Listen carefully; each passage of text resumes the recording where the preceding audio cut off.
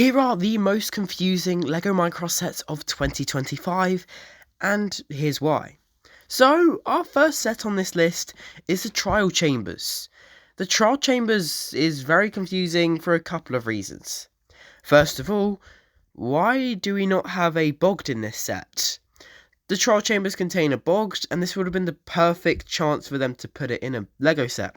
It's not even that difficult too, they just needed to do a bit of new printing and a little bit of cloth for the Bogged, and that's all. It is a really nice minifigure, and I would really be excited to see it in LEGO form, but obviously they either didn't have time to make it, or are planning it for another set. Let's hope it's the latter. And also, what's going on with the Breeze with the eyebrows? They are not there, and that's not right. The accuracy is, well, out the window at this point. Because the same thing happened with the Deep Dark Battle. It's a very similar set to this one, and it had a lot of different small inaccuracies.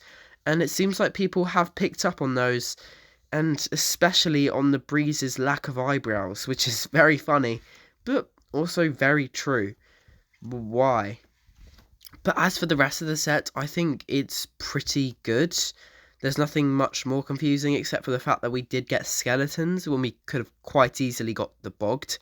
But I know that they're probably planning to put them in a different set and get more sales. So that is quite confusing, but we'll move on to our next set, which is the Baby Pig House. The Baby Pig House is the set with probably the most anticipated minifigure of the wave, the Zombified Piglin. The Zombified Piglin is quite exciting to see. I think it's a pretty good minifigure. Small, minor inaccuracies that people have picked up on, but you're going to have that with minifigures. You probably have the same with the Breeze, so it's not the most accurate minifigure ever. Could be more detailed, but the fact that it's in the overworld is just a little bit confusing to me. I know that you can actually get a pig struck by lightning and it will become a Zombified Piglin, but it would have been so much cooler if we'd seen it in a nether setting, maybe with a new nether fortress set perhaps, because a large nether fortress set would be really nice, and this would work perfectly with the Zombified Piglin. It would make a really good set and would be quite popular, I think. But alas, they made it how it is. And the fact that they made another pig house, I'm guessing that the original did pretty well, because they wouldn't make two if it didn't.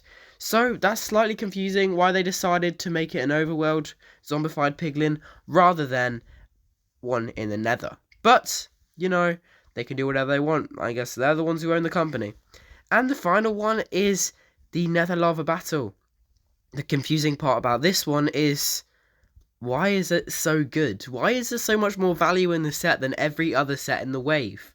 It's funny how this one's confusing for a good reason, but there is a lot of value in this set, with some really cool nether minifigures, which look great as well. They have been refined over the years, and look amazing to this day. This set has great value in it, and much better value than pretty much every other set of the wave. But it is really cool, and quite confusing how this set probably has the best minifigure selection of the entire wave. And finally, I'll just add on the Illager Desert Patrol. Now, the Battle Pack feature is pretty cool, but what is the point of the build?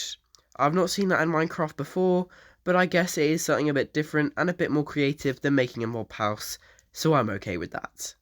So those are the most confusing sets of 2025. What do you think? Tell me in the comments down below.